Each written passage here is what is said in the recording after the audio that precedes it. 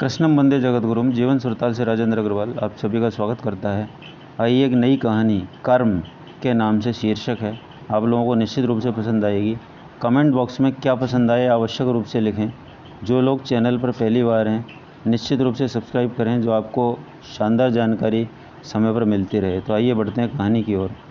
एक मालन रोज़ाना राजा की सेज फूलों से सजाने का काम किया करती थी। वो अपने काम में बहुत ही निपुण थी। एक दिन सेज सजाने के बाद उसके मन में आया कि वो रोज़ तो फूलों की सेज सजाती है, पर उसने कभी खुद फूलों की सेज पर सोकर तो कभी नहीं देखा। संयोगवश वह 2 घड़ी फूल से सजे हुए उस बिस्तर पर सो गई। उसे दिव्य आनंद मिला। ना जाने कैसे उसकी नींद लग गई। कुछ घंटों बाद राजा अपने शयन कक्ष में आए। मालन को अपने बिस्तर पर सोता हुआ देखकर राजा को बहुत गुस्सा आया। उसने मालन को पकड़कर 100 कोड़े लगाने की सजा दी। मालन बहुत रोई, विनती की, पर राजा ने एक भी नहीं सुनी। कोड़े लगाने लगे तो शुरू में मालन खूब चीखी चिल्लाई, पर बाद में ज़ोर ज़ोर से हंसने लगी। राजा ने कोड़े रोकने का हुक्म दिया और पूछा, अरे तो पागल हो गई है क्या?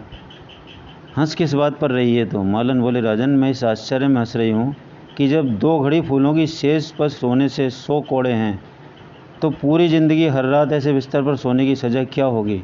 राजा को मालन की बात समझ में आ गई। वो अपनी कृत्य पर बेहद शर्मिंदा हुआ और जन कल्याण में अपने जीवन को लगा दिया।